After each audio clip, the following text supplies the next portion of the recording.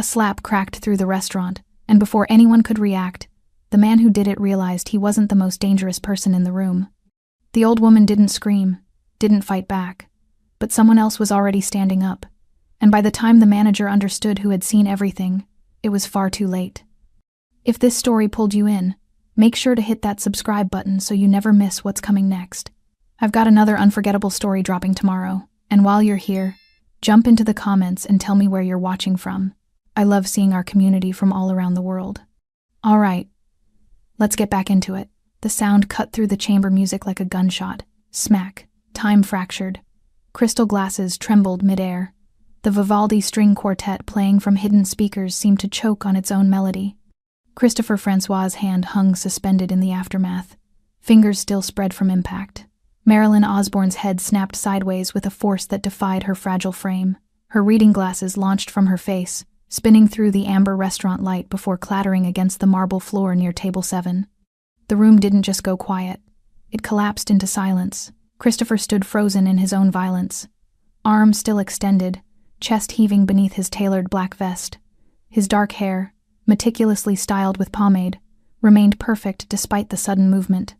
His white dress shirt, rolled to the elbows, revealed forearms tensed with residual anger. He was young, perhaps 32, with the kind of sharp features that suggested ambition had carved away anything soft years ago. Marilyn staggered backward, one weathered hand shooting out to catch the edge of the white linen tablecloth. Her fingers, gnarled from decades of work, her modest appearance couldn't hide, gripped the fabric like a lifeline. The impact had turned her cheek a violent shade of crimson that clashed grotesquely with her pale, papery skin. She wore a tan cardigan over a floral blouse, both clean, but unmistakably old. Her gray hair, pulled back in a simple bun, had come partially loose from the force of the blow. She looked exactly like what she was, a woman in her 70s who had dressed in her Sunday best for an occasion no one else could see. The Rosewood Pavilion restaurant had been designed to make people feel wealthy even if they weren't. Chandeliers cast honeyed light across tables dressed in cream linens and silver place settings. Leather booth seating curved along exposed brick walls. Potted palms stood in corners like silent witnesses. The menu featured words like artisanal and curated. The average entree cost more than Marilyn's monthly electric bill. Right now, all that manufactured elegance felt obscene. At table 3, a woman in a pearl necklace and designer dress sat with her hand pressed to her mouth, eyes wide with shock. Her husband, a heavy-set man in a gray business suit, had gone completely still, his fork suspended halfway to his lips, a piece of seared scallop forgotten. At table 9, a young couple who'd been laughing seconds earlier now stared with expressions that cycled rapidly through disbelief, horror, and the particular paralysis that comes from witnessing something unthinkable. The woman's wineglass tilted dangerously in her loosening grip. Near the window, an elderly gentleman with white hair had half risen from his seat, one hand on the table for support, but he made no move to intervene. His face carried the look of someone whose conscience was fighting his self-preservation. Phones stayed in pockets and purses, not from respect or solidarity, but from the primal understanding that some violations were too raw, too immediate to be filtered through a screen. This wasn't entertainment. This was the kind of moment that lodged in memory like shrapnel. "Learn some manners," Christopher hissed, each word sharp and deliberate. His voice carried across the dining room with the confidence of someone who believed the entire establishment existed to validate his authority. "When I explain a charge to you, you accept it. You don't question. You don't argue. You certainly don't waste my time like some—" He caught himself, but the unspoken word hung in the air anyway. Marilyn's breathing came shallow and fast. Her left hand trembled against her reddening cheek, feeling the heat of the handprint already forming. Her right hand still clutched the tablecloth, knuckles white with effort, but her lips thin, colorless, trembling remained pressed together in determined silence. She didn't scream. She didn't curse. She didn't threaten to call the police or demand to speak with ownership or invoke any of the Chenley responses a younger, different kind of person might have unleashed. She simply stood there, absorbing the pain, breathing through the humiliation, existing in the awful aftermath with the practiced endurance of someone who had survived worse. Behind Christopher, near the kitchen entrance, 2 waiters stood frozen with trays balanced in their hands. One was barely 20, his face pale beneath his crisp white shirt and black apron. The other, older and more weathered, wore an expression that suggested he'd seen Christopher's temper before but never quite like this. Neither moved to help, At table 12, tucked in the corner where the lighting was deliberately dimmer, where the ambient noise from the kitchen provided natural cover for private conversations, sat a man who hadn't moved since the slap echoed through the room. Jago Silvestri sat perfectly still, his hands resting flat on either side of an untouched plate of ossobuco. He wore a black suit with no tie. The collar of his white shirt opened just enough to reveal the dark edge of a tattoo that crawled up his neck. More ink decorated the backs of his hands, geometric patterns and symbols whose meanings weren't meant for strangers to understand. His face was all hard angles and controlled stillness. Dark eyes that absorbed everything and revealed nothing. A jaw that looked carved from something denser than bone. The kind of face that didn't need to show emotion, because its resting state already communicated danger. He'd been watching Christopher Francois for the past 20 minutes. He'd noticed the eye rolling when Marilyn had asked for tap water instead of the bottled selection. He'd heard the condescending tone when she'd requested a few extra minutes with the menu. He'd observed the theatrical sigh when she'd dared to question the $17 service enhancement charge that appeared nowhere on the posted menu.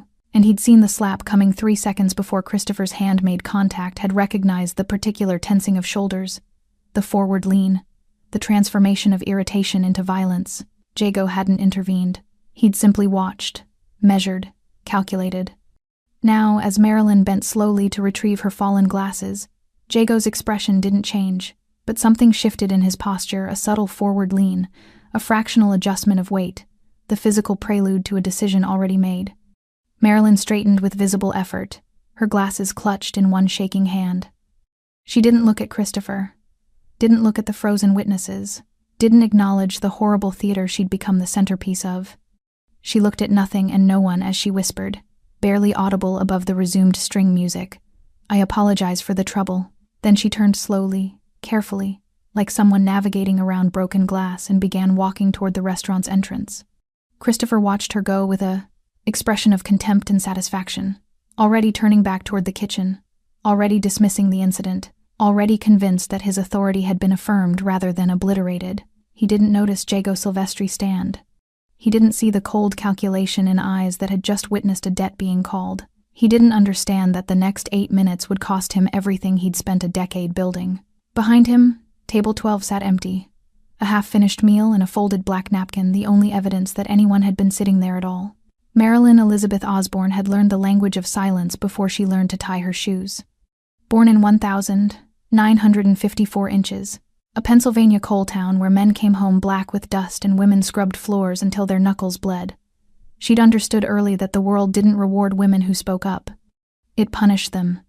Quietly, systematically, with a thoroughness that left no visible bruises. Her father had been a foreman at the mine, a man whose authority underground never translated to tenderness above it. Her mother had been a schoolteacher who'd given up her position the day she married, as was expected, as was proper, as was the price women paid for security. Marilyn had watched her mother absorb her father's moods like a shock absorber, smoothing his rough edges, translating his grunts into family decisions, making herself smaller so he could feel larger. She'd watched and learned the fundamental arithmetic of survival. Anger plus resistance equals escalation, but silence plus endurance equals tomorrow. By the time she was 10, Marilyn could read the barometric pressure of her father's temper in the weight of his footsteps on the porch. By 15, she'd perfected the art of becoming invisible, not literally, but functionally, present but unobtrusive, helpful but undemanding, there but not there. She'd met Thomas Osborne at a church social when she was 22. He'd been standing alone by the punch bowl, looking uncomfortable in a borrowed suit jacket, his mechanic's hands still bearing traces of engine grease he couldn't quite scrub away. While other young men had postured and preened, Thomas had simply smiled at her, gentle, genuine, asking nothing. Their courtship had been quiet, their wedding, modest, their marriage, unremarkable by any external measure. But Thomas had given her something her father never had, the freedom to exist at full volume, even if she rarely used it. He'd listened when she spoke, actually listened, his eyes focused on her face, rather than the television or the newspaper or the middle distance. He'd asked her opinion on decisions and then revolutionary concept actually considered it before acting. He'd never raised his hand to her, never raised his voice in anger at her, never made her feel like her presence was a burden he tolerated rather than a gift he'd chosen. For 48 years, Thomas Osborne had loved her with the steady reliability of a heartbeat, until his heart stopped. 9 months ago, April 14th, a Tuesday morning, he'd been underneath Mrs. Patterson's Buick, diagnosing a transmission issue, when the massive coronary hit. Gone before the ambulance arrived. The doctors said he hadn't suffered, as if instantaneous absence was somehow more comforting than prolonged goodbye. The funeral had been attended by half the neighborhood men whose cars Thomas had kept running long past their expiration dates. Women whose husbands Thomas had helped during strikes and layoffs. Young mechanics he'd mentored who'd gone on to open their own shops. They'd filled the small Methodist church, standing room only, testament to a life measured in small kindnesses no one had applauded. Marilyn had sat in the front pew, dry-eyed and silent, absorbing their condolences like she'd absorbed everything else in her 71 years. With grace, with gratitude, with the understanding that grief was another thing women carried privately. The house had felt enormous afterward. Not physically, it was the same modest 3-bedroom ranch they'd bought in 1979, but acoustically. Every creak of floorboard, every hum of refrigerator, every tick of the hallway clock echoed in spaces that Thomas's presence had previously filled. She'd learned to fill the silence with routines. Monday, grocery shopping, always at 9 when the store was least crowded. Tuesday, library, returning books she'd barely read, and checking out new ones she probably wouldn't finish. Wednesday, volunteering at the community center, helping ESL students with English pronunciation. Thursday, cleaning the house didn't get dirty anymore with just her, but the ritual of scrubbing gave her hands something to do. Friday, Thomas's grave, fresh flowers, one-sided conversations about neighborhood gossip and the weather, and the fact that the rosebush he'd planted was finally blooming. Saturday, errands, repairs, the administrative maintenance of continued existence. Sunday, church, then home, then the long afternoon that stretched like taffy into evening. Today was Tuesday, December 31st. Their anniversary would have been their 49th. Thomas had promised her, years ago, that when they retired and finally had money not earmarked for house payments or car repairs or the endless expenses of living, he'd take her somewhere fancy. Rosewood Pavilion? He'd said, reading about it in the local magazine. White tablecloths and everything. You deserve that, Marilyn. You deserve to feel elegant. Someday, he'd said. Someday had run out of time. So Marilyn had gone alone. She'd made a reservation under her own name party of one, and the hostess's momentary confusion had stung less than she'd expected. She'd worn her nicest cardigan, the tan one with the decorative buttons Thomas had always liked. She'd ordered the herb-crusted salmon Thomas would have chosen, medium rare, with the garlic mashed potatoes he'd have pretended not to want but would have stolen bites of from her plate. She'd sat across from an empty chair and honored a promise her dead husband had never been able to keep. The bill had arrived with an unexpected charge. $17. Service enhancement fee, printed in small type at the bottom. Marilyn wasn't poor. Thomas's life insurance and his small pension kept her comfortable enough. But decades of budgeting, of stretching dollars, of being accountable for every expense, had trained her to question discrepancies. Not angrily, not accusatorily, just question. She'd raised her hand to politely get the manager's attention. Christopher Francois had approached with visible irritation, his body language broadcasting annoyance before she'd even spoken. She'd asked, very quietly, what the service enhancement fee covered, explaining she didn't see it mentioned anywhere on the menu. His response had been immediate and withering. It's posted clearly at the entrance. Maybe if you'd paid attention instead of wasting our premium table for an hour with your... He'd caught himself, but Marilyn had understood the unfinished sentence.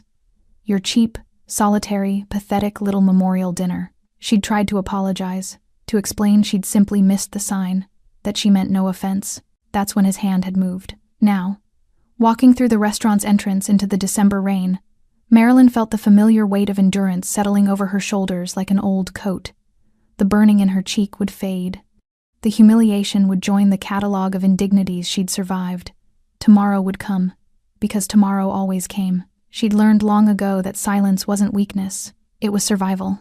Behind her, she didn't see the man in the black suit stand from table 12. She didn't know Christopher Francois' next 8 minutes had already been decided. She simply walked into the rain, dignified and alone, carrying her pain the way she'd always carried everything, quietly. Jago Silvestri didn't believe in coincidence. He believed in patterns, in debts, in the mathematical precision of cause and effect, in the understanding that every action launched ripples across water that eventually returned to their point of origin, sometimes as gentle waves, sometimes as tsunamis that obliterated shorelines. He'd been watching Christopher Francois for 17 minutes before the slap occurred, not because he'd come to the Rosewood Pavilion looking for trouble. He'd come for the osso buco, which the chef, a Sicilian named Bruno, who'd once worked in Palermo, and understood that good food required patience, prepared the way Jago's grandmother had. Braised for hours until the meat surrendered completely, served over saffron risotto that could make a man weep if he allowed himself such indulgences. Jago didn't weep. Hadn't in 30 years. Not since his father's funeral, when he'd been 16 and hadn't yet learned that emotion was a luxury men in his position couldn't afford. Table 12 was his table. Had been for 3 years, ever since he'd had a quiet conversation with the restaurant's owner about the benefits of reserving it permanently. The corner position offered clear sightlines to both entrances. The dim lighting provided natural camouflage. The ambient noise from the kitchen masked conversations. And Bruno, who understood loyalty the way only immigrants and criminals truly understand it, never asked questions about who Jago met or what they discussed over meticulously prepared Italian cuisine. Tonight, Jago had come alone. A rarity, but occasionally necessary. His second in command, Leo, was handling a situation in the warehouse district. His driver, Dimitri, waited outside in the Mercedes, engine running, always ready. Inside, Jago had wanted only silence, good food, and the particular peace that came from watching ordinary people live ordinary lives untouched by the complications his world imposed. Then he'd noticed the woman at table 4. She'd arrived at 7:15, moving with the careful deliberation of someone navigating unfamiliar territory. Older, early 70s, he'd guessed dressed in clothes that were clean but unmistakably outdated, a tan cardigan that had seen better decades, a floral blouse with a pattern that suggested she'd owned it since the 90s. Sensible shoes worn soft at the heels. She'd sat alone, arranging her purse carefully on the empty chair across from her, positioning it with the tenderness someone might show a companion. She'd studied the menu with intense concentration, her finger tracing down the listed items, her lips moving slightly as she calculated prices against some internal budget. Jago had recognized loneliness immediately. He'd spent enough time in its company to know its particular posture. Then Christopher Francois had approached her table, and Jago's casual observation had sharpened into focused attention. The manager's body language had telegraphed contempt before he'd spoken a word.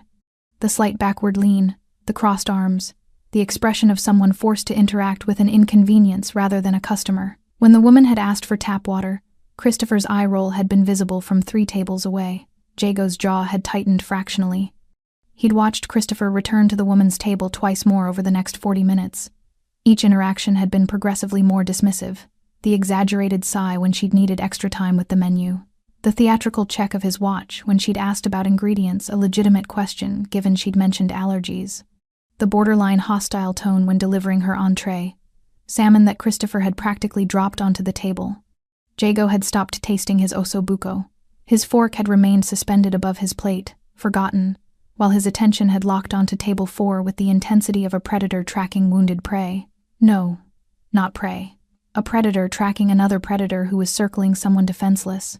The bill had arrived. The woman had examined it carefully, then raised her hand with apologetic hesitance. Christopher had approached, radiating irritation, and when she'd asked her question so quietly, Jago had to strain to hear the manager's response had been immediate and vicious. Jago had seen the slap coming 3 full seconds before impact. He'd recognized the particular tension in Christopher's shoulders, the forward shift of weight, the drawing back of the right arm. Violence had its own grammar, and Jago was fluent in every dialect. He could have stopped it, one word, one movement, one subtle intervention. He'd chosen not to. Not from cruelty, but from calculation. Because sometimes you needed to see exactly what someone was capable of before you decided what they deserved. Because Christopher Francois needed to commit completely to his choice so there could be no ambiguity, no possibility of misunderstanding, no room for the mercy that came from doubt. The slap had landed with the sound of judgment, and in that frozen moment afterward, the woman staggering, the glasses flying, the room collapsing into horrified silence. Jago had made his decision with the cold finality he applied to all terminal problems. Christopher Francois was going to learn a lesson, the expensive kind, the kind that left marks invisible to doctors but permanent in the architecture of a man's future. Jago had remained motionless while the woman apologized. The victim, seeking forgiveness from her victimizer. The mathematics of that reversal, so common, so predictable, so obscene, had kindled something in Jago's chest that wasn't quite anger but occupied the same space. He'd watched her gather her glasses with trembling hands, watched her straighten with visible pain, watched her walk toward the exit with dignity that wealth couldn't purchase and violence couldn't steal. Then he'd stood. The movement was unhurried but absolute. Jago lifted his black napkin from his lap, folded it precisely, placed it beside his untouched ossobuco. He buttoned his suit jacket single button, Italian cut, tailored in Milan by a man who'd been dressing his family for 3 generations. His hands, decorated with ink that told stories to those who could read them, moved with practiced economy. Around him, the restaurant remained locked in its uncomfortable silence. A few diners had resumed eating, but their movements were mechanical, performative, the motions of people pretending normalcy while their nervous systems still flooded with adrenaline. Christopher had already turned away, heading toward the kitchen, already dismissing the incident, already convinced his authority had been validated rather than revoked. He didn't see Jago walking, didn't hear the almost imperceptible change in the room's atmosphere as other diners registered the man in black moving with predatory purpose, didn't feel the weight of attention that followed Jago like gravity followed mass. Jago reached the entrance just as Marilyn stepped into the December rain. He paused, one hand on the brass door handle, and looked back. His eyes found Christopher across the dining room, held him for exactly 3 seconds, long enough to be noticed, long enough to be remembered, long enough to plant the seed of concern that would bloom into terror soon enough. Then Jago pushed through the door into the cold evening air, following a woman who had no idea she was about to be repaid for a kindness her dead husband had shown a bleeding stranger on a roadside 15 years ago. Debts, in Jago Silvestri's world, always came due. Always. The rain fell in cold, deliberate sheets that turned the sidewalk into a mirror of streetlights and neon. Marilyn stood beneath the restaurant's burgundy awning, one hand pressed to her burning cheek, the other clutching her purse against her chest like a shield that had arrived too late. Her glasses sat crooked on her face. She'd put them back on without checking if the frames had bent, and the world tilted slightly to the left as a result. She needed to call a taxi. Her car was at home. Thomas had always driven when they went anywhere nice, and after he died, she'd maintained the habit of taking cabs for special occasions. It felt respectful somehow, like keeping a promise to a ghost. Her fingers fumbled with the clasp of her purse, searching for the card with the taxi company's number she kept in the side pocket. The cold made her joints ache. The humiliation made everything else ache. Mrs. Osborne. The voice came from behind her, low, quiet, carrying an accent she couldn't quite place. European, maybe. Eastern? The vowels were slightly flattened, the consonants deliberate. Marilyn turned, startled, and found herself looking at a man who seemed assembled from shadows and sharp angles. He stood just outside the awning's protection, rain darkening the shoulders of his black suit jacket, but apparently unconcerned about it. Tall, over 6 feet, with a build that suggested physical capability kept in careful reserve. Dark hair styled back from a face that could have been 35 or 45, the kind of features that didn't age so much as calcify. But it was his eyes that stopped her breath. Dark, almost black in the inadequate lighting, and completely still. Not cold, exactly. Not cruel. Just absent of the warmth that usually animated human faces. Like looking at a statue that had been granted temporary animation but not quite life. The tattoos were visible even in the rain-dimmed light. They crawled up his neck from beneath his collar, geometric patterns and symbols she didn't recognize. More ink decorated the backs of his hands, disappearing under his sleeves. Marilyn took an involuntary step backward. "I'm not going to hurt you," the man said, and despite everything about his appearance that should have terrified her, his tone carried something unexpected: gentleness. Not the condescending gentleness people used with the elderly, but the careful restraint of someone handling something fragile because he understood its value. "I don't..." Marilyn's voice came out thin, threaded with the tears she'd been holding back. "I don't have any money. I mean, I have some, but I'm not." "I know." He took one step forward, not closing the distance, but reducing it slightly. "I'm not here to take anything from you. I'm here to settle a debt. I don't understand." "Your husband." Thomas Osborne. March 2010. Route 70, about 15 miles outside of Cumberland. Marilyn's confusion shifted into something sharper, more focused. "How do you know about..." He stopped for a man on the roadside, bleeding, hurt badly. "Your husband didn't call the police, didn't ask questions, just drove that man to the hospital. Waited until he was admitted, then left without giving his name. Jago's expression didn't change, but something in his voice softened microscopically. That man was me. The rain intensified, drumming against the awning like impatient fingers. Somewhere down the street, a car horn bleated. A group of young people hurried past, laughing, oblivious, their umbrellas bumping together. Marilyn stared at the man in front of her, trying to reconcile his words with her memories. She remembered that night. Thomas had come home at nearly midnight, his jacket covered in blood that wasn't his. She'd been terrified, thought he'd been in an accident, but he'd explained calmly while washing his hands at the kitchen sink. A man on the roadside, hurt, maybe from a car accident or a fight. Thomas hadn't been sure. No cell phone signal. So he'd driven the man to Cumberland Medical Center, made sure he was breathing the whole way, talked to him to keep him conscious. "You never ask for help you might not get," Thomas had said, scrubbing blood from beneath his fingernails. "You just give it when someone needs it." She'd washed his jacket twice before the stains came out.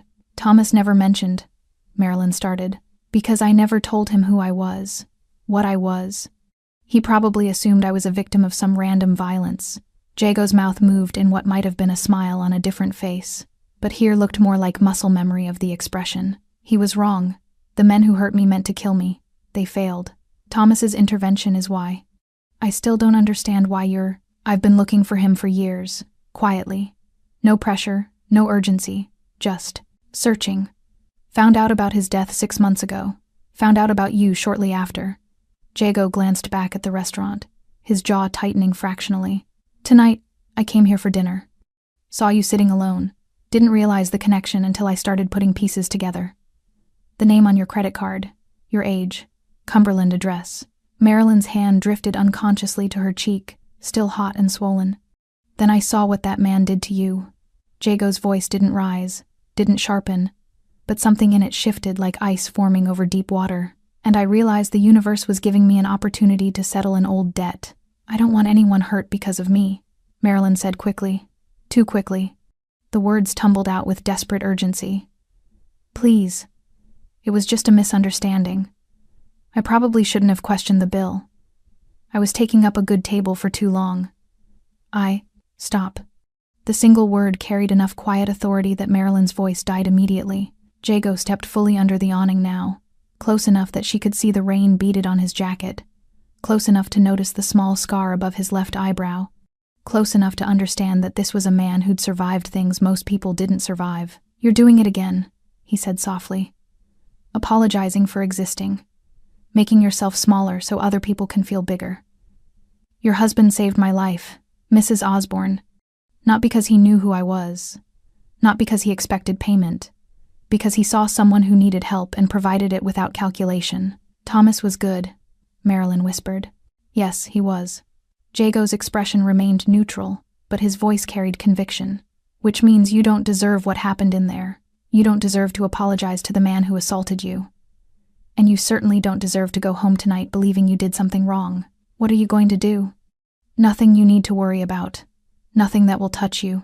Jago reached into his jacket pocket and withdrew a card, plain white, no logo, just a phone number printed in black ink. "But if you ever need anything, ever, you call this number." Marilyn took the card with trembling fingers. "Your husband gave me my life back when he had no reason to," Jago said. "The least I can do is make sure his widow is treated with the respect she deserves." A black Mercedes pulled up to the curb, silent and sleek. The driver, a broad-shouldered man with Slavic features, stepped out with an umbrella, opening it smoothly. "Dmitri will take you home," Jago said. "Wherever you need to go. I can call a taxi." "I know you can, but you won't need to." It wasn't a command.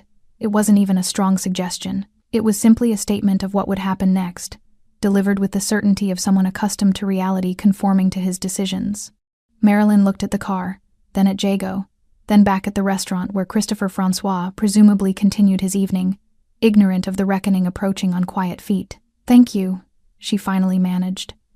Jago nodded once. Then he turned and walked back toward the restaurant entrance, his figure merging with the rain and shadows until Marilyn couldn't distinguish him from the darkness. Dmitri held the umbrella over her silently, gesturing toward the open car door. Marilyn climbed into the Mercedes leather seats, subtle warmth, the faint scent of expensive cologne, and realized with distant surprise that she wasn't afraid. She was something else entirely, vindicated. Christopher Francois stood in the kitchen's prep area, breathing hard, his right hand still tingling from the impact. The adrenaline coursed through him like voltage, sharp, clarifying, addictive. His heart hammered against his ribs. His skin felt too tight. Every nerve ending buzzed with the particular electricity that came from exercising power without consequence. He'd done it. Actually done it. Slapped that insufferable old woman right across her wrinkled face, and the world hadn't ended. The restaurant hadn't collapsed. Management hadn't intervened. The guests had gasped and frozen and then, as he'd known they would, resumed their dinners with downcast eyes and careful silence. Because that's what people did. They witnessed. They judged quietly. But they never acted. Jesus, Christopher. The voice came from behind him. Tommy, one of the line cooks, a heavy-set kid with perpetual sweat stains and culinary school debt he'd probably never escape. She's like 70. She was being difficult. Christopher rolled his shoulders, adjusting his vest, smoothing his hair back into place. His reflection in the stainless steel refrigerator showed him exactly what he needed to see. Composed, authoritative, in control. People like that. They come in here thinking this is some diner where they can nickel and dime everything. Someone needs to teach them standards. By hitting them? Tommy's voice carried disbelief rather than judgment, the tone of someone watching a car accident in slow motion. By establishing boundaries. Christopher turned, fixing Tommy with the look that had made 3 servers quit in the past 6 months. You want to work at Denny's your whole life? You want to serve entitled senior citizens their early bird specials and smile while they leave you a $1 tip? Or do you want to work somewhere with actual standards? Tommy looked away. I just think maybe you think too much. That's your problem. Christopher brushed past him toward the swinging door that led back to the dining room. Get back to your station. We have a full house tonight. The kitchen staff parted for him silently, Bruno at the stove, deliberately not looking up from his risotto. Elena prepping desserts with focused intensity. Marcus, the dishwasher, scrubbing plates with sudden vigor. All of them performing the theater of not having opinions. Christopher felt the familiar satisfaction of commanded respect. They feared him. Good. Fear meant efficiency. Fear meant no one questioned his decisions or second-guessed his authority or made his job more difficult than it already was. He pushed through the door back into the dining room, his professional smile reassembling itself automatically. The atmosphere felt different than when he'd left. Not worse exactly, just thicker, like the air pressure had changed. Several diners glanced up as he passed, then quickly away. Table 7, the couple by the window, seemed deeply invested in studying their wine glasses. Table 3, the business executive and his wife had created a sudden fascination with the dessert menu despite having just received their entrees. Christopher's smile tightened fractionally. They'd get over it. People always did. By tomorrow, this would be a dinner party anecdote. You'll never believe what we saw at Rosewood Pavilion last night. They'd tell it with shocked voices and wide eyes, performing their outrage for friends and colleagues who'd make appropriately scandalized sounds while secretly filing the information away as gossip rather than injustice. No one would call corporate. No one would leave negative reviews, not about this anyway. They'd complain about overcooked steaks or slow service or parking inconvenience, but they'd never publicly admit they'd witnessed assault and done nothing, because admitting that would make them complicit. Christopher understood human psychology. It was his greatest professional asset. People were predictable. They wanted to be told what to do, where to sit, what to order. They wanted authority figures to make decisions so they didn't have to. And when authority figures occasionally overstepped, well, people rationalized it, justified it, found ways to blame the victim rather than question the system.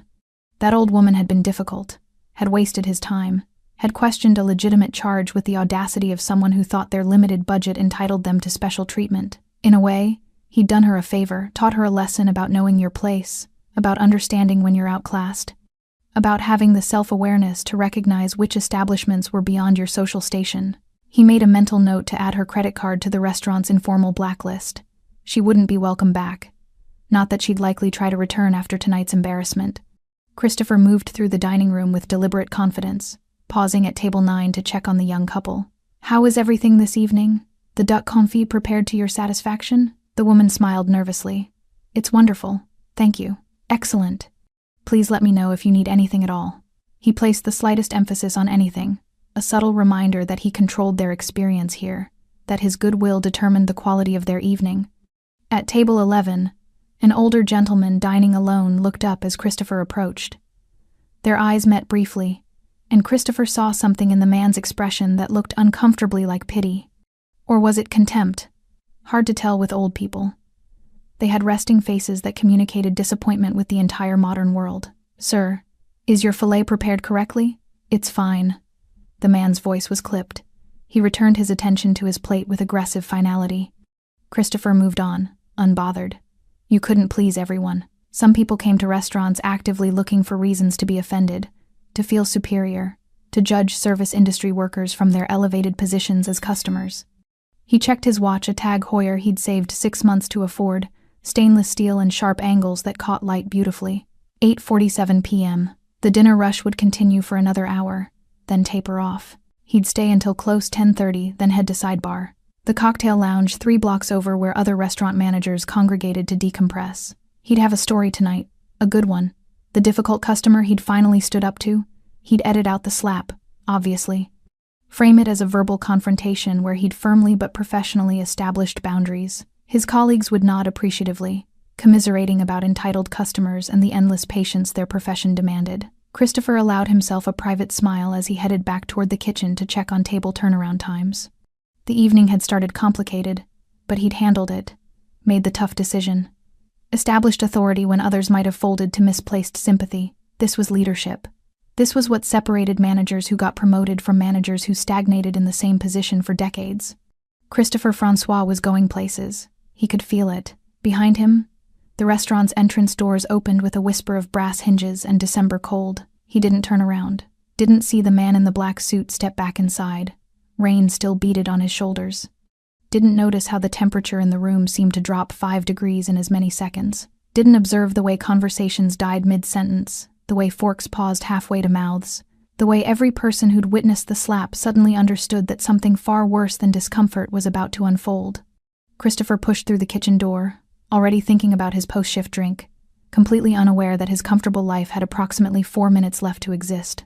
The change was molecular. One moment, the rosewood pavilion hummed with the manufactured ambiance of expensive dining, the gentle clink of silverware against porcelain, the murmur of polite conversation, the subtle jazz filtering through hidden speakers.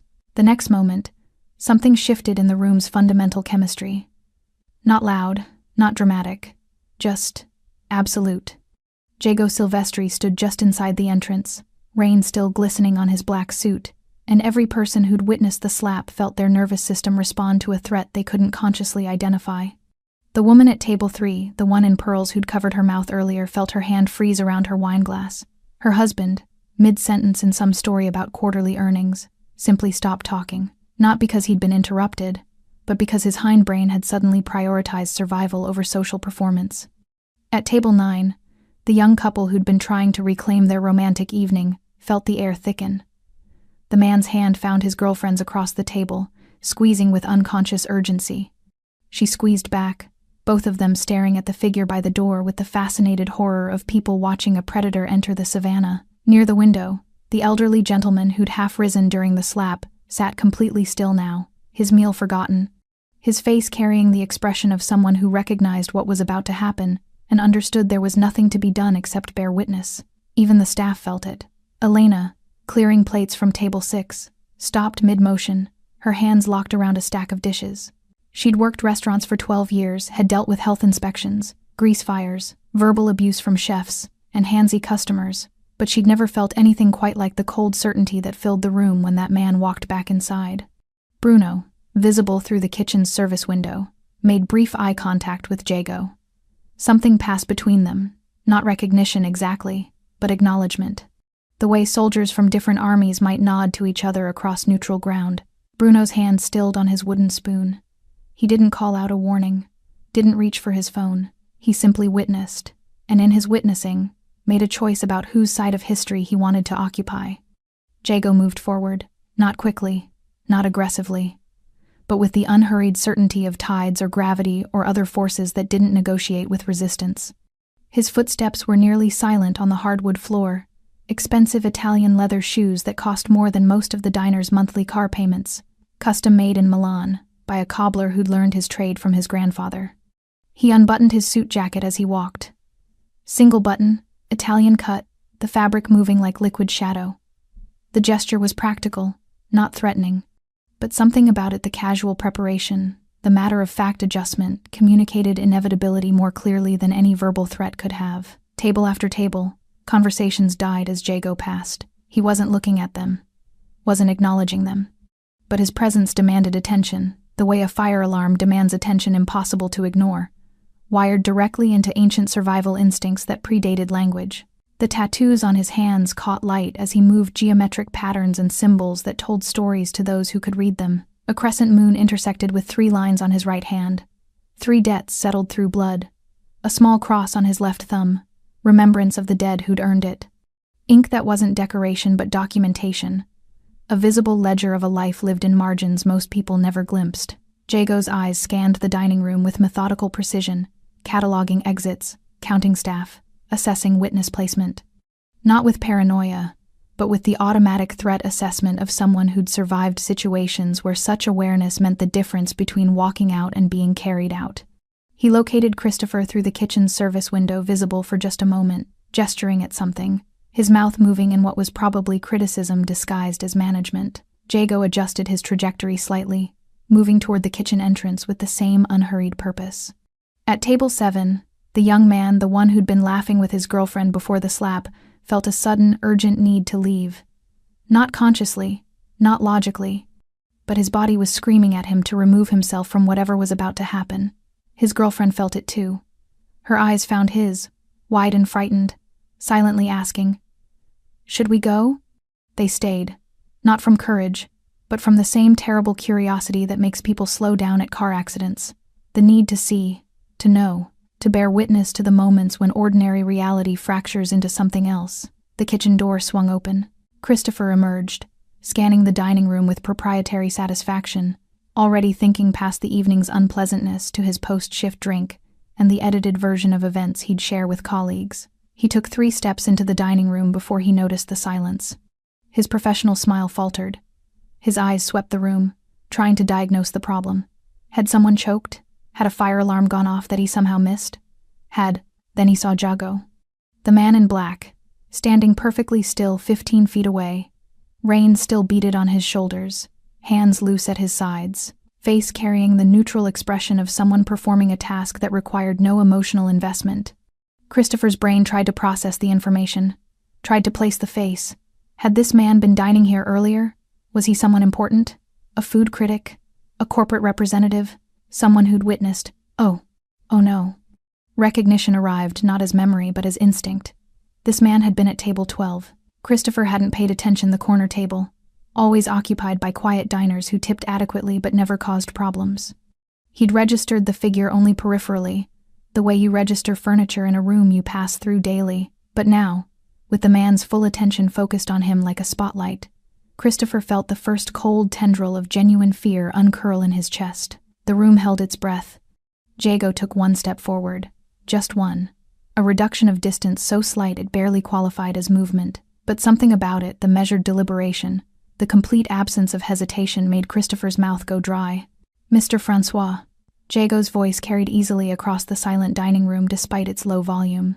Accented, controlled, containing no anger but somehow more frightening for its absence. "We need to talk." Christopher's hands moved automatically to adjust his vest, smooth his hair, perform the physical tics that usually restored his confidence. They didn't work. His fingers trembled. His throat clicked when he swallowed. I'm sorry, do I know you?" Christopher's voice came out higher than intended, strained with the effort of maintaining professional courtesy while his nervous system flooded with adrenaline.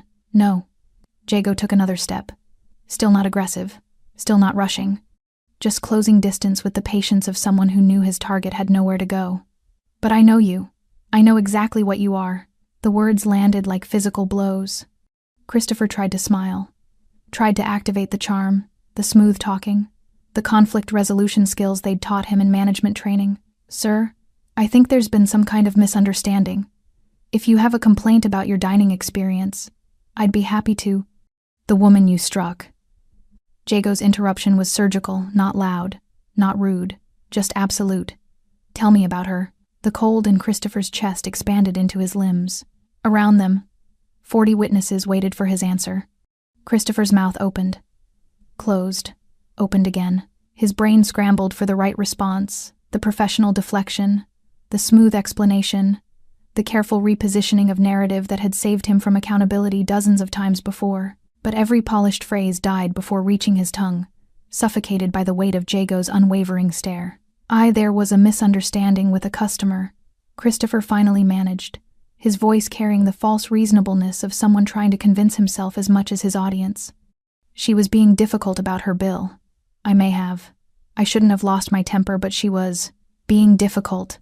Jago repeated the words, with surgical precision, not as a question but as evidence being entered into record.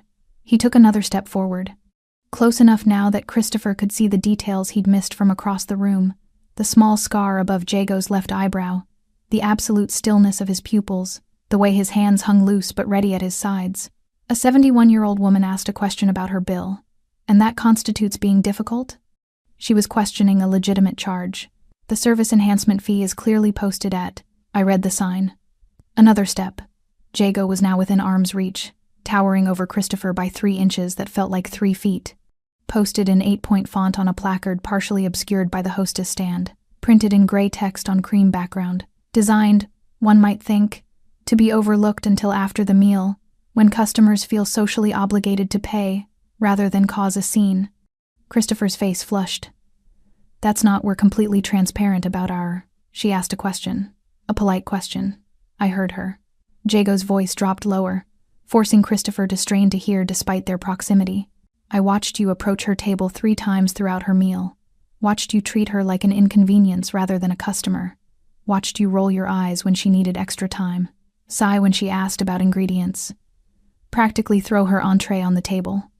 I was busy. We have a full house tonight, and then she questioned a charge she didn't understand. Jago leaned forward fractionally. Not a threat, just a closing of space that made breathing feel more difficult. And you decided she needed to be taught a lesson. About standards.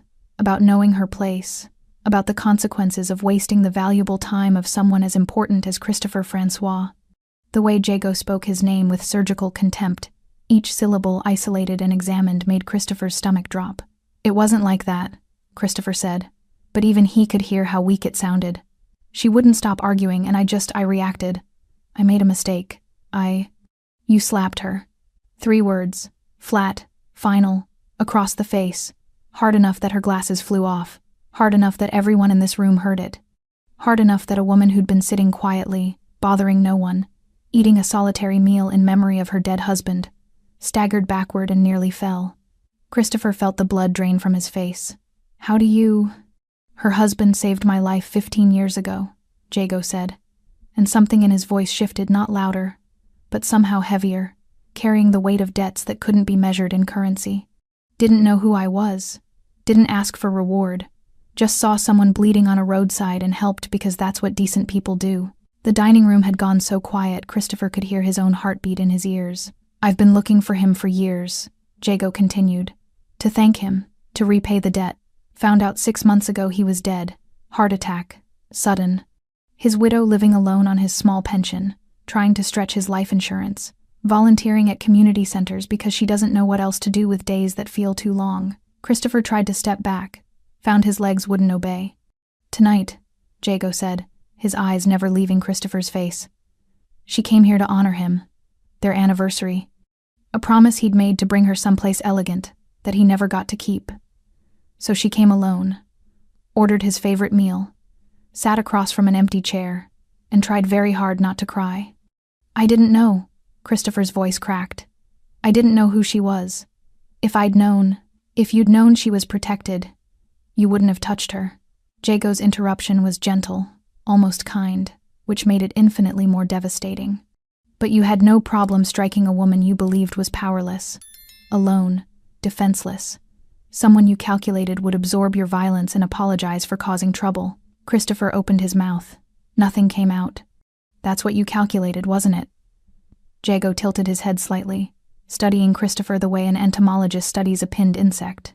That she'd take it, that no one would intervene, that you could exercise your little bit of borrowed authority without consequence because people like her don't fight back. Please, Christopher hated the pleading in his voice but couldn't stop it. Please, I'm sorry. I'll apologize. I'll pay for her meal. I'll whatever you want. Just, what I want, Jago said quietly, is for you to understand something very clearly. He raised his right hand not to strike, but slowly, deliberately, letting Christopher see it coming. Christopher flinched violently, his arms coming up defensively, a whimper escaping his throat before he could stop it. Jago's hand stopped inches from Christopher's face, palm open, fingers spread. That's what powerlessness feels like, Jago said. Knowing something terrible might happen and being unable to prevent it. Flinching, whimpering, preparing for pain you can't avoid. He lowered his hand. Christopher realized he was shaking. Jago stepped back slightly, not far, just enough to address the room rather than only Christopher. His voice rose, not to a shout but to a carrying volume that ensured every witness heard every word with crystalline clarity.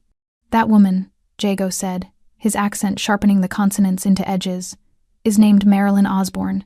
She is 71 years old. She is a widow. She volunteers teaching English to immigrants. She has never harmed anyone. She came here tonight to honor her dead husband's memory. He paused, letting the information settle into the consciousness of 40 witnesses, and she is under my protection. The words detonated in the silence, not loud, not dramatic, but carrying the weight of absolute authority, the kind that didn't require explanation or justification because it predated both. The kind that rewrote social contracts and shifted power structures with the finality of natural law. At table 3, the businessman went pale.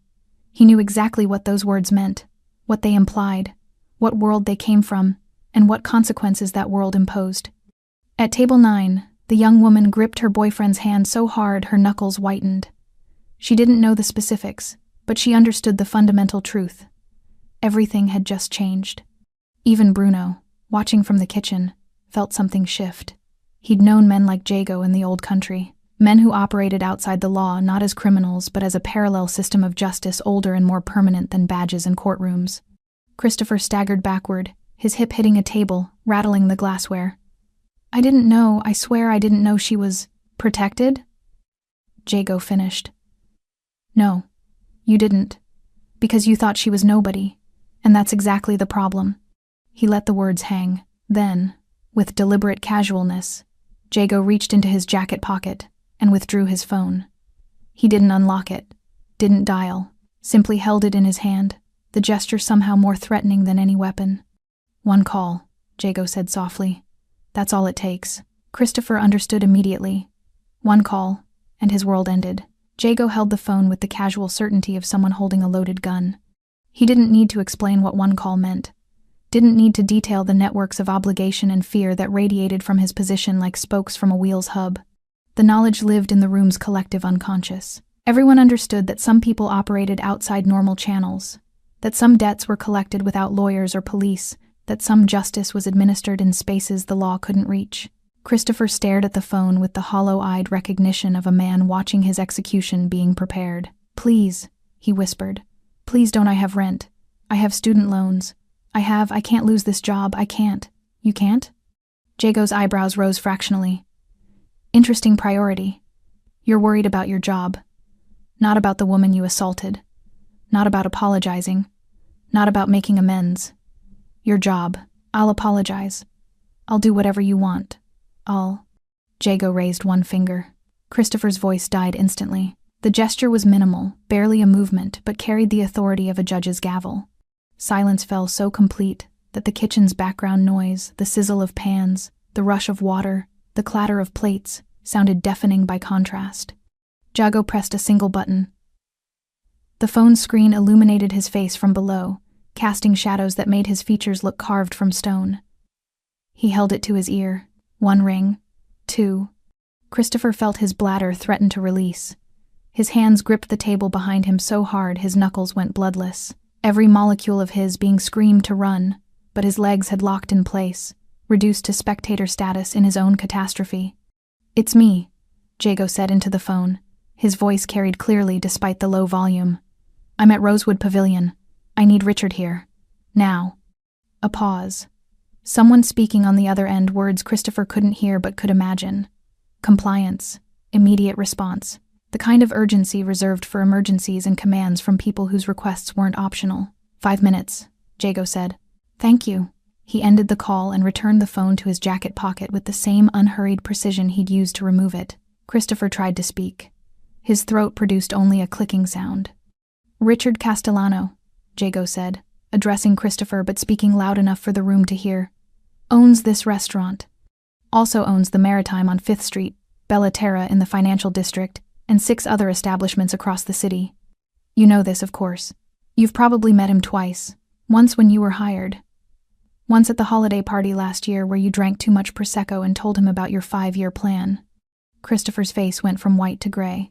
"Richard is an old friend," Jago continued, that same measured tone that made every word feel like pages being turned in a ledger. "We have history, the kind where favors are remembered, where debts are honored, where a single phone call at 8:47 on a Tuesday night gets answered on the second ring." From the kitchen, Bruno appeared in the doorway, wiping his hands on his apron. He didn't intervene, didn't speak, just positioned himself where he could watch, bearing witness with the gravity of someone who understood this moment's importance. At table 3, the businessman pulled out his wallet and dropped $300 bills on the table, more than enough to cover their barely touched meal. His wife was already standing, purse clutched to her chest. They moved toward the exit with the quick, quiet desperation of people fleeing a building they suspected might collapse. Other diners shifted uncomfortably, uncertain whether they should leave or stay, whether witnessing made them complicit or whether departing made them cowards. Jago's eyes tracked the couple's exit without comment, then returned to Christopher with the inevitability of a spotlight. "You made a calculation tonight," Jago said. "You decided that woman was weak enough to abuse without consequence, that she'd absorb your violence and apologize, that the room full of witnesses would remain silent, that your authority protected you from accountability." Christopher's mouth worked soundlessly. "You were correct on 2 counts, Jago acknowledged. She did apologize. The witnesses did remain silent. But you miscalculated the most important variable." "What?" Christopher managed to rasp. "You assumed no one cared." The restaurant's front entrance opened. Cold December air rushed in, carrying rain and the smell of wet pavement. A man entered with the purposeful stride of someone accustomed to moving quickly. Late 50s, gray hair immaculately styled, wearing a Burberry trench coat over what was clearly an expensive suit hastily thrown on. Richard Castellano. His eyes found Jago immediately. Whatever expression he'd arrived with, concern, confusion, irritation at being summoned, evaporated when he processed the scene. Jago standing calm and still. Christopher backed against a table, shaking. The frozen dining room, the weight of something irreversible hanging in the air like smoke. Richard's face hardened. He crossed the dining room in 8 strides, not acknowledging any of the remaining diners. His attention locked on Jago with the focus of someone receiving battlefield orders. "Jago." His voice carried respect edged with wariness. "What happened?" "Your manager," Jago said, gesturing at Christopher without looking at him. "Struck a customer, a 71-year-old woman, across the face, in front of a room full of witnesses." Richard's eyes cut to Christopher. "Is this true?" Christopher opened his mouth, closed it. The lie he'd been constructing, the softened version, the context-heavy explanation died unspoken. Because Richard wasn't asking him. Richard was asking Jago. And everyone in the room understood whose answer would be believed. "It's true," Bruno called from the kitchen doorway. His accented English carried the weight of immigrant honor, the kind that couldn't be bought or intimidated. "I saw it. Everyone saw it." Richard's jaw clenched. He turned slowly to face Christopher, and in that rotation, Christopher saw his entire future collapse, like a building imploding career. References, reputation, the carefully constructed identity he'd spent a decade building. "You're fired," Richard said. The words came out flat, final, carrying no anger because anger implied emotional investment. This was simply administrative necessity. Effective immediately. Security will escort you out. You have 5 minutes to collect your personal belongings. "Richard, please." Christopher lurched forward. "Please, I made a mistake. One mistake. I've worked here for 3 years. I've increased revenue 18%. You struck a customer." Richard's voice cut through the pleading like a scalpel. "In my restaurant. In front of witnesses. Creating liability that could cost me this business and 5 others. You're done." He pulled out his phone, pressed a button. "Security to the main dining room. Immediately." Christopher's knees buckled. He caught himself on the table, barely, his breathing coming in ragged gasps that sounded close to sobs. Two men in black suits appeared from the restaurant's back hallway security that higher-end establishments kept discreet but present. They moved to flank Christopher with practiced efficiency. "Wait," Christopher gasped, looking at Jago with desperate, drowning eyes. "Please. I'm sorry. I'm so sorry. Tell him. Tell him." I apologized. "Tell him." Jago's expression didn't change. "You apologize to me. The person you owe apology to went home an hour ago. Alone. Still carrying the mark of your hand on her face." The security guards took Christopher's arms gently but firmly. "Please," Christopher's voice broke completely. "Please, I have nothing without this job. Nothing. I can't, where do I?" Richard's face remained granite. "You should have thought about that before you put your hands on someone who couldn't fight back." The guards walked Christopher toward the exit, his feet dragging, his shoulders heaving with barely contained sobs. The remaining diners watched in silence, some with satisfaction, some with discomfort, all with the understanding that they'd witnessed the kind of justice that rarely played out so immediately, so completely. The door closed behind Christopher Francois with a soft click that sounded like a coffin ceiling. Richard turned to Jago. "The woman. Is she all right? Physically, she'll recover. The rest." Jago shrugged slightly. "That takes longer. I'll send compensation. Full refund, obviously. And additional—" "She won't want your money," Jago interrupted gently. "But a formal apology. In writing. Acknowledgement that this happened and that you've taken action. That might help." Richard nodded. "Consider it done." He paused. "Thank you for calling me." "You're welcome." Richard looked around the disrupted dining room, calculating damage control, reputation management, the careful reconstruction of normalcy. "I should address the remaining guests." "You should," Jago agreed. Richard moved toward the center of the room, already shifting into public relations mode, his face rearranging into appropriate contrition. Jago turned toward the exit. Bruno caught his eye from the kitchen doorway. The chef nodded once respect between men who understood that some debts existed outside legal frameworks, some justice operated beyond courtroom walls. Jago nodded back. Then he walked out into the December rain, his work here complete, the debt to Thomas Osborne partially paid. Behind him, Richard Castellano began explaining to shocked diners that the restaurant would comp everyone's meals tonight, that what they'd witnessed was unacceptable, that Rosewood Pavilion's standards were being reinforced effective immediately. But Jago wasn't listening. He had one more stop to make before the night ended. The rain had intensified to a steady downpour by the time Jago reached his Mercedes. Dimitri stood beside the driver's door, umbrella raised, water streaming off the edges in silver sheets. He'd been waiting for nearly an hour without complaint, without checking his phone, without the fidgeting that lesser men displayed. Patience was one of many reasons Dimitri had been in Jago's employ for 7 years. "Everything handled?" Dimitri's Russian accent thickened consonants, softened vowels. "The immediate problem, yes." Jago accepted the umbrella, gesturing for Dimitri to get in the car. But not completely. They pulled away from the curb, the Mercedes moving through rain-slicked streets with the quiet confidence of German engineering. City lights reflected in puddles, turning the road into a moving painting of amber and red. Jago sat in the back seat, looking out the window but not seeing the passing storefronts and traffic lights. His mind was working through calculations, measuring appropriate responses, weighing the difference between justice and vengeance.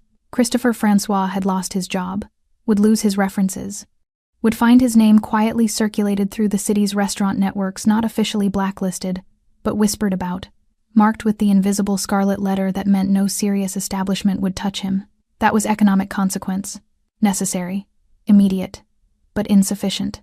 Because Christopher hadn't just violated policy or damaged property. He'd raised his hand against someone defenseless, had exercised violence from a position of power against someone with none, had done it publicly, confidently, expecting the world to either approve or ignore. Men like that required lessons that left permanent marks. Not physical marks. Jago wasn't that crude, and Marilyn had specifically requested no violence, but permanent nonetheless. The kind of marks carried in posture and psychology, the kind that changed how a man saw himself when mirrors showed his reflection. "Where to?" Dimitri asked, eyes on the rearview mirror. "Christopher Francois' apartment," Jago said. "I have the address." Dimitri didn't ask how Jago had obtained it. Men in their position had access to information that others assumed was private. Phone records, lease agreements, employment histories, all available to those who knew which doors to knock on, which palms to grease, which favors to call in. 20 minutes later, they pulled up outside a modern apartment complex in the city's transitional neighborhood, the kind of building that marketed itself as luxury, while offering amenities that were merely adequate. Christopher's address placed him on the 4th floor, Unit 412. Jago stepped out of the Mercedes into rain that had softened to mist. The building's entrance required a key fob. Jago didn't have one. He pressed the call button for Unit 108, a number chosen randomly but strategically. Ground floor. Likely an older tenant who'd been here longest. Yes? A woman's voice. Elderly. Cautious. Delivery, Jago said. I need someone to buzz me in. A pause. Then the door clicked, open the eternal weakness of security systems that relied on human judgment and people's fundamental desire to be helpful. The elevator smelled like cleaning solution and old carpet. Jago rode it to the 4th floor, his reflection multiplying in the mirrored walls, a dozen versions of himself in black suits, watching, waiting. Unit 412's door was generic beige, identical to every other unit on the floor except for the brass numbers. No welcome mat, no decorative wreath. The door of someone who saw apartments as temporary stations rather than homes. Jago knocked. 3 times. Firm but not aggressive. Silence. He knocked again. The door cracked open 2 inches. Security chain engaged. Christopher's face appeared in the gap. Eyes red-rimmed, hair disheveled, still wearing his work clothes but with the vest removed and shirt partially unbuttoned. What? His voice died when he recognized who stood in the hallway. We're not finished, Jago said quietly. I lost my job. What more do you want? The words came out hoarse, defeated, but with an edge of resentment threading through the surrender. To give you a choice. Christopher stared through the crack, confusion joining the fear in his expression. You can disappear, Jago continued. Leave this city. Tonight. Tomorrow at latest. Find somewhere else to rebuild your life. Somewhere your reputation hasn't preceded you. Somewhere no one knows what you did. Or... Christopher's voice was barely audible. Or you stay, and every restaurant owner in this city receives a very detailed account of tonight's events. Not just that you were fired, but why. The full story, the elderly widow, the memorial dinner, the slap that everyone witnessed, the cowardice when confronted. Christopher's face crumpled. That's you're destroying my entire career. Everything I've worked for. No, Jago corrected gently. You destroyed your career when you raised your hand. I'm simply ensuring the consequences match the action. I apologized. To me, not to her. Jago leaned closer to the crack in the door, his voice dropping to something almost intimate. You apologized when you realized I had power, when you understood there would be consequences. But the woman you struck? You never thought she deserved apology. You thought she deserved what she got. Christopher's mouth worked soundlessly. Here's what happens next, Jago said. Tomorrow morning, you will write a letter to Marilyn Osborne. A real letter, handwritten, taking full responsibility. No excuses. No context. No, but she was difficult. Just acknowledgement of what you did and genuine remorse. Okay. Yes, I'll do that. You'll deliver it to her personally. Christopher's eyes widened. I can't. She'll call the police. I'll be arrested for... You'll knock on her door. You'll hand her the letter. You'll say, I'm sorry for what I did. You deserved better. Then you'll leave. If she wants to call the police, that's her right. If she accepts your apology, that's her mercy. But you'll face her. You'll see what your violence looked like from her perspective. And if I do this, if I apologize, then you leave the city anyway, Jago said. But you leave with the possibility of redemption. The knowledge that you faced what you did, that you tried, however inadequately, to make amends. That's not a choice, Christopher said bitterly. That's just 2 different ways of destroying my life. No, Jago's voice hardened fractionally. Destroying your life would be breaking both your hands so you could never work in service industry again. Would be ensuring every apartment application you submit gets mysteriously rejected. Would be having men visit you monthly to remind you of debts that can never be fully paid. He let that sink in. What I'm offering, Jago continued, softer now, is consequence with the possibility of growth, pain with the opportunity for wisdom. You can become someone who learns from this, who carries the shame but uses it to become better. Or you can become someone who runs from responsibility and spends the rest of his life bitter about injustice he brought upon himself. Christopher sagged against the doorframe. You have until tomorrow night to decide, Jago said. Leave the city and never return. Or deliver that apology and then leave the city. Either way, Christopher Francois's career in this city ends tonight. Only you get to choose whether your conscience follows you, or whether you leave that here too. He stepped back from the door. How will I know where she lives? Christopher asked weakly. Jago reached into his jacket and withdrew a piece of paper, Marilyn's address, written in precise block letters. He slid it through the crack in the door. It fell to the floor inside the apartment. Tomorrow, Jago said, before sunset. Decide who you want to be. He turned and walked back toward the elevator, leaving Christopher staring after him through the narrow opening, holding a piece of paper that felt heavier than any weight he'd ever carried. Marilyn sat in her living room, tea cooling in a cup she'd forgotten she was holding. The house was quiet except for the rain pattering against windows and the soft tick of Thomas's old clock in the hallway. She'd showered when she got home, scrubbed her face until the skin felt raw, trying to wash away the burning handprint that had finally faded from visible red to a dull ache beneath the surface. But some marks didn't wash away. She kept replaying the moment, not the slap itself, but the seconds before. The way Christopher's face had transformed from irritation to rage, the way his hand had drawn back, the way she'd known what was coming but hadn't been fast enough or strong enough to prevent it. The helplessness haunted her more than the pain. Her phone sat on the side table, silent. Part of her expected it to ring police maybe, asking for a statement, or the restaurant, calling with legal threats disguised as apologies. Or even the man in the black suit, though she didn't know what he'd call to say. But the phone remained quiet, and the rain continued its steady percussion, and Marilyn sat with her cooling tea and the particular loneliness that comes after trauma when you have no one to tell who'd understand. She thought about Thomas. What would he have done? If he'd been there? If he'd witnessed what happened? Thomas had never been violent, never raised his voice in anger, never threatened anyone, never solved problems with intimidation or force. But he'd had a way of standing that made other men reconsider their actions. A quiet authority that came from confidence rather than aggression, from knowing his own worth and refusing to diminish someone else's to prove it. He would have stood up, would have said something, would have placed himself between Marilyn and Christopher with the gentle immovability of a wall that didn't need to announce its presence to be effective. But Thomas was gone, and Marilyn had faced it alone, the way she faced everything now. A soft knock interrupted her thoughts. She froze, teacup trembling in her hand. It was nearly 10 o'clock. No one visited at 10 o'clock unless something was wrong. The knock came again, gentle, almost hesitant. Marilyn set down her tea and moved to the front door, her heart hammering. She looked through the peephole, the fisheye lens that made everything distorted and slightly nightmarish. A figure stood on her porch, male, younger, wearing what looked like a work shirt and dark pants, hands empty at his sides, posture suggesting exhaustion rather than threat. Christopher Francois. Marilyn's hand flew to her mouth, stifling a gasp. He was here.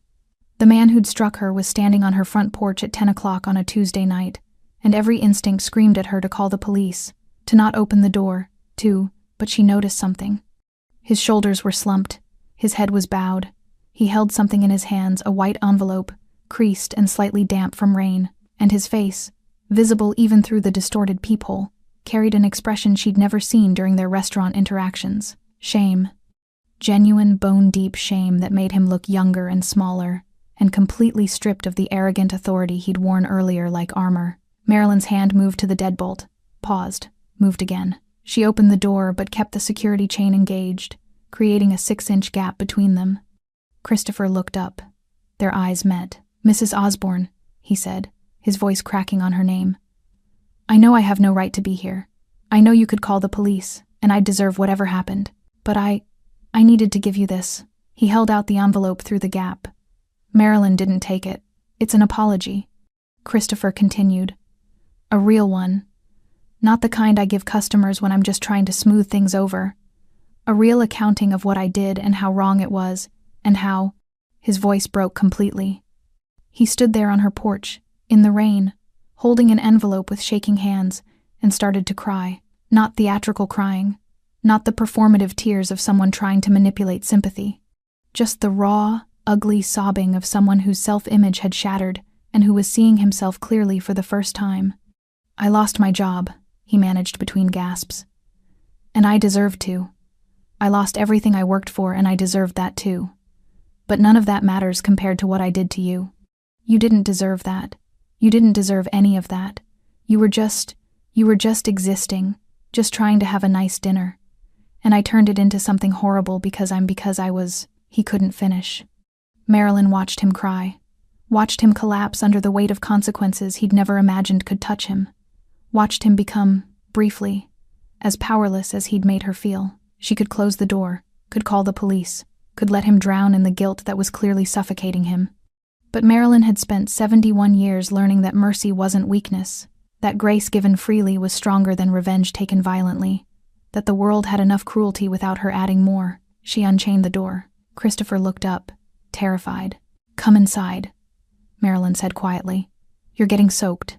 "I can't. I shouldn't." "Come inside," she repeated, firmer now. "For 5 minutes. Then you'll leave. But I won't have you standing in the rain on my porch while we do this." Christopher hesitated, then stepped across the threshold like a man entering a courtroom for sentencing.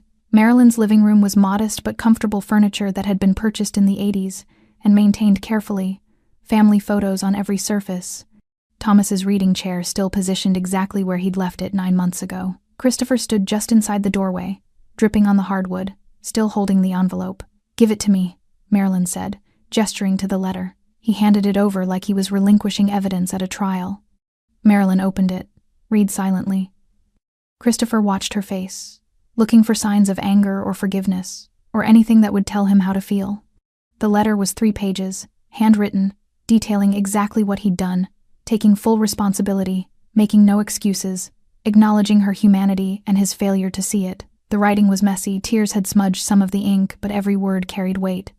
Marilyn finished reading, folded the letter carefully, looked at Christopher with eyes that had witnessed decades of human failure and occasional transcendence. "You hit me because you could," she said. "Because I was old and alone and you thought no one would care." "Yes." Christopher's voice was barely audible. "And now you're here because someone made you care. Because there were consequences you didn't expect." "Yes. So is this remorse? Or is this fear?" Christopher looked at her directly for the first time since entering. "Both," he admitted. "I'm terrified of what happens next. But I can't stop seeing your face. The way you looked at me right after. Like you'd expected it. Like you'd been through worse and this was just another thing to endure. I made you feel that way. I did that. And I don't know how to be someone who did that." Marilyn nodded slowly. "Good. Good? That discomfort you're feeling? That shame? That's called a conscience. It's supposed to hurt. It's supposed to make you different." She moved to Thomas's reading chair, sat down carefully. "You can't undo what you did. You can't take back that moment. But you can decide who you are in every moment that follows." Christopher's legs seemed to give out. He sat on the floor, still in the doorway, no longer caring about propriety or dignity. "I'm leaving the city," he said. "Tonight. There's nothing left for me here." "Where will you go?" "I don't know. Somewhere else. Somewhere I can start over." "And what will you do there?" Christopher shook his head. "I don't know that either." Marilyn leaned forward slightly. "Then here's what I want you to do. Whatever job you get, whatever position you find yourself in, remember this night. Remember how powerless feels, and never, ever make someone else feel that way." "I won't. I swear I won't." "Don't swear to me. Swear to yourself. In the mirror. Every morning. Until it becomes so deep in your bones that you can't imagine doing anything else." Christopher nodded, tears streaming freely now. They sat in silence for a long moment, the woman who'd been struck and the man who'd struck her, existing in the complicated space where justice and mercy met and tried to find equilibrium. Finally, Marilyn stood. "You should go now." Christopher rose shakily. "Mrs. Osborne, I know," she said. "Now go, and be better." He left without another word, disappearing into the rain, carrying his shame and his letter and the slim possibility of redemption. Marilyn closed the door, locked it, returned to her chair. The tea was cold now. She picked it up anyway, holding the cup for warmth if not for drinking, and looked at Thomas's photograph on the mantel. "I did okay, didn't I?" she whispered to the image. "I think I did okay." The house settled into silence again. The rain continued. The clock ticked, and Marilyn sat with the knowledge that kindness, real kindness, the kind that cost something, was harder and braver than any violence.